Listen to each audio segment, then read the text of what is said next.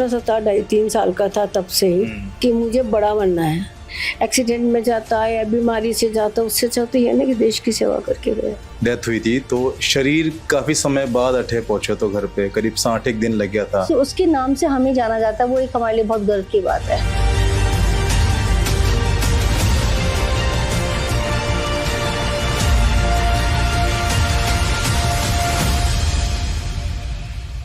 उत्कर्ष में चल रहा है शिक्षा महोत्सव, जिसमें सभी ऑनलाइन कोर्सेज पर आपको मिल रहा है flat 78% discount. NG13 coupon code इस्तेमाल करके 13% एक्स्ट्रा ऑफ, और साथ ही रक्षाबंधन की खुशी में अप टू 100% रिवार्ड पॉइंट जीतने का मौका। लेकिन याद रखें, ऑफर है सिर्फ 21 अगस्त तक। Enroll now. खमागणी राम राम, मैं हूं आप बीच में आप दोस्त दीपक। आप देख रहे हो झलको मीडिया चैनल। मैं आज जयपुर का एक ऐसा शहीद रे घर पे हूं जिन्हें बारे में पूरा भारत जाने, पूरी दुनिया जान चुकी है। कारगिल युद्ध के अंदर अपना देश के लिए अपनी जान न्यौछावर करवा वाला शहीद अमित भारद्वाज जी रे मैं घर पे हूं। मात्र 27 साल का था जब वे शहीद हुआ। तो बचपन से ही कुछ ऐसा वाने अंदर थो कि नहीं मैंने आर्मी में ही जाना है, कुछ देश के लिए कुछ करना है, और जज्बो बचपन से कुछ ऐसे थो। उसका तो बचपन से ही बिल्कुल वो भावना थी। छोटा सा था, 2.5-3 साल का था तब से ही कि मुझे बड़ा बनना है, बस और कुछ नहीं। कहता है कि इंदिरा गांधी का नाम ज़्यादा आता था प्राइम मिनिस्टर का, तो कहता मम्मी इंदिरा गांधी सबसे बड़ी है। मैंने कहा हाँ सबसे बड़ी है। अब बच्चे को और अपन क्या बताएंगे। तो मैं इंदिरा गांधी बनूंगा। मैंने कहा उसके लिए भी पढ़ाई करनी है, पढ़ाई करो। पर फिर उसका जो इस मतलब उसमें जो लास्ट जो उसका था, एक बार उसने कहा मम्मी अपन सब भगवान को बहुत बड़ा मानते हैं। मैंने कहा बहुत बड़ा मानते हैं, भगवान सबसे बड़ा है। मैंने कहा बिल्कुल बड़ा है, तो मैं तो भगवान ही बनूंगा। ये मतलब ऐसा कार्य करके, शहादत का कार्य करके, नाम कमा के, अब जो लोग बाग उसको हाथ जोड़ते हैं, पूछते हैं, तो ऐसे भगवान ही वो तो हो गया एक तरह से। तो कहते हैं ना कि पूत का पग पार न दिखे, वो वाली कहावत जो है चरितार्थ हो गई। बाकी आर्मी में जाना है नहीं जाना है उसने कभी नहीं कहा। अच्छा। कभी नहीं कहा, क्योंकि हमारे तो कोई भी पीढ़ियों में कोई आर्मी में नहीं था। धन्य है आपने कि आप ऐसा एक वीर ने जन्म दिया हो जो देश के लिए इतना कुछ करके गया है, और आज मैं देख सकूं कि इतनी सारी उपलब्धियां आने का न है। और मतलब वो जब वे आर्मी में नौकरी लगी थी तो उन वक्त आप भाव कैसा था कि मतलब एक बच्चों जो है सैनिक बनवा जा रहे हैं देश की रक्षा के लिए, और कोई ऐसा किस्सा आपने मालूम है उन वक्त जब वे नौकरी करके हटाता था, आपसे मिलता था, कोई ऐसी कोई मस्ती मजाक या कुछ किस्सा आपने याद है जो कि अक्सर आपके साथ हुआ करता था? ऐसा है, जहाँ तक उसके है वो तो 2.25 साल नौकरी पर रहा, ट्रेनिंग पीरियड में रहा, और बाकी जो है आता था छुट्टी पे तो अपनी बहन के पास जाता, उसकी दोनों बेटियों को लिया था, मस्ती करता रहता था उनके साथ। और मेरे को तो वो 11 बजे सुला देता था कि आप सो जाओ, ये बहन भाई सब बातें करते रहते थे। आर्मी में भी वो था, तो उसने कभी भी हमारे से ऐसी बात नहीं करी जिससे कि हमें चिंता हो। वो पूरी बातें अपनी बहन से ही करता था। और मैंने उसे ज़रूर कहा था कि जब उसका हुआ था कि तू फौज में गया है और कुछ डर लगता है मेरे को, तो उसने कहा कि मम्मी 71 की वार के बाद कोई वार ही नहीं हुई, आप क्यों डरते हो फालतू के अंदर। मैंने कहा नहीं, ये जो छुपे हुए हैं ना, इनसे मुझे डर लगता है बहुत। और मेरी बात वही सही हुई, छुपे हुए ही थे ये भी, एक सामने तो थे नहीं है। वो बहुत बड़ा काम करके गया है कि लोग बाग जो है हमें उसके नाम से जानते हैं, और लोग बागों का देखने का नज़रिया ही बदल जाता है एक तरह से। तो उससे थोड़ा सा हमारे मन में वो आ गया कि बहादुरी का। बाकी तो कहते हैं कि ये जो ऐसा दुख है जो कहते हैं चिता के साथ जाएगा। वो डायरी लिखता था, 20 साल का था तब से।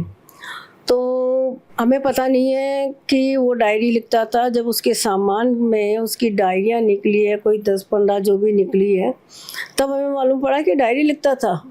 और उसकी डायरियाँ पढ़ी तो 20 साल की उम्र से शुरू की हुई डायरी है। अच्छा। हाँ, हमें बिल्कुल पता नहीं था। वो मतलब ऐसे दयालु था, बच्चों से प्रेम करने वाला था, अपनी बहन की बेटियों को बहुत प्रेम करता था और जॉली मूड का बच्चा था वो। डायरी की जो बात करी हो आप, तो इन बारे में आपसे भी मैं थोड़ी जानकारी लेना चाहूँ कि आप भी पढ़ा वाला सारी डायरी कई लिखता था वह डायरी के अंदर, और कितनी उम्र से लिखता हुआ आ रहा है? कुछ खास बातें जो अक्सर भी लिखा करता था? तो उसमें लिखा हुआ था कि मैं आज गॉडफादर उपन्यास पढ़ रहा हूँ, और गॉडफादर उपन्यास पढ़ने के बाद मुझे ऐसा लगा मैं खुद गॉडफादर हो गया। पर ये तो पॉसिबल नहीं है, परंतु मेरी एक सीक्रेट एम्बिशन है to become one man army against all bad people who are nuisance to society.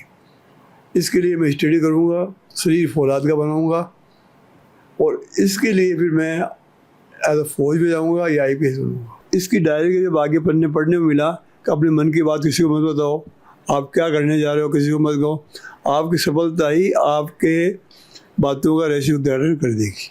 तो अमित जी ने प्रेरणा देने वाला कौन था, जिन्हें एक इंस्पिरेशनल मानता था, जाना आदर्श मान के वे बताया करता था, बानी गाइडेंस ने फॉलो करता था? क्योंकि आर्मी में जिन हिसाब से आप बता रहे हो कोई था नहीं आप रहा। मतलब ये तो उसे बुक्स जो पढ़ता रहता था, साहित्य पढ़ता रहता था, सभी तरह करता था, उससे इसको प्रेरणा मिली अपने आप में। आप कटे से भी निकलो तो आपने क्या, ये देखो वो जा रहे हैं अमित भारद्वाज जी के पिताजी, तो आपने कैसा महसूस हुआ? गौरवान्वित महसूस? बहुत गौरवान्वित महसूस होता है कि मेरे पुत्र ने देश सेवा के अंदर अपना प्राण त्याग दिया। मतलब हो सकता था साधारण मृत्यु भी हो सकती थी, तब क्या हुआ था। इसकी जो इच्छा थी ये मतलब काम करने की, ये मुझे एक डायरी का एक पेज पढ़ने को मिला, उसमें लिखा था कि आज मैं एकाएक मुझे एहसास हुआ कि मैं आज 20 साल का हो गया हूँ, 1/3 लाइफ गुजर चुकी है, तुम जागो, मेहनत करो और कुछ करो तो दुनिया तुम्हें याद करे। नौकरी के बाद हर एक जी की भी नौकरी लगे करे तो परिवार वाला बने वास्ते कोई लड़की देखना शुरू कर दिया करे कि कोई सगाई कर देना टाइम से सही रहे, तो इन तरह कोई रिश्ता अगर आप देख रहा था? जैसे ट्रेनिंग करने आने के बाद में पोस्टिंग हुआ पिथौरागढ़ के बाद के अंदर वो ट्रेनिंग वगैरह हो गया। इसके बाद में पोस्टिंग हो गया कारगिल में। कारगिल जो है वो जो लड़ाई का मैदान कहलाता है, तो 2 या 3 साल तक उनका वहीं पे रहना होता है। मतलब उसका ये कहना था कि मैं इस फील्ड एरिया से तो पीस एरिया में तो मेरी बात करना, इसके पहले बात नहीं करना, किसी को कमिटमेंट मत देना। तो उसकी पीस एरिया फील्ड एरिया से पीस एरिया में आने वाले थे वो, तो 98 में चले गए थे और 99 के जून जुलाई तक आने वाले, तब लड़ाई शुरू हो गई। तो फिर तो काम जो था वो सोच ही हमारी बदल गई, क्या कर सकते थे हमारा। एक चीज़ और सुनवा में आई है कि वाणी जब डेथ हुई थी तो शरीर काफ़ी समय बाद अठे पहुँचे, तो घर पे करीब 60 दिन लग गया था। देखिए ऐसा था कि अमित के पहले हमारे पास सूचना आई थी अमित इज मिसिंग, तो हम लोग आर्मी हेडक्वार्टर में भी गए ये पता करने के भाई मिसिंग को ढूंढो उसको। तो वहाँ जो जनरल साहब थे उन्होंने डायरेक्टली और इनडायरेक्टली हमें हिंट दे दिया कि भाई हमारी जो आर्मी की लैंग्वेज में अगर कोई नहीं मिलता बंदा तो उसे मिसिंग मानते हैं। डेथ भी हो गई होगी, जब तक डेड बॉडी नहीं मिलेगी तब तक वो मिसिंग में ही आएगा। मतलब जाते जाते उन्होंने एक शब्द ये कहा था, you should ready for the worst and hope for the best. और मेरी बिटिया को मतलब शुरू में पता पड़ गया था कमी थी नो मोर, परंतु उसने 57 दिन तक डिस्क्लोज नहीं किया कि मेरा भाई दुनिया में नहीं है। 13 जुलाई को मैसेज आया अमित की बॉडी मिल गई, तब हमें पता पड़ा। जहाँ तक मुंह देखने का प्रश्न था, उसका शरीर को देखने का प्रश्न था, तो उन्होंने कर्नल जनरल साहब ने ये कहा था कि देखिए आपने जो कभी उसको विदा किया होगा पोस्ट में जाने के लिए, एक हंसमुख चेहरा जो आपने जो देखा वो आपके दिमाग में और आपके मस्तिष्क में है, परंतु अगर इसकी डेड बॉडी का चेहरा देख लोगे तो ज़िंदगी भर वो चेहरा आपके मस्तिष्क में आपके विचारों में घूमता रहेगा। बेटर नहीं देखो तो ठीक रहेगा। हमारे रिलेटिव हैं ये सर्जन, उन्होंने देखा था बॉडी ठीक कंटेक्ट थी, उसमें थोड़ा सा कालापन सा आ गया था सर्दी वजह, बाकी सब इंटैक्ट थी बॉडी। अब हमारे साथ में है शहीद अमित भारद्वाज जी की सिस्टर सुनीता जी।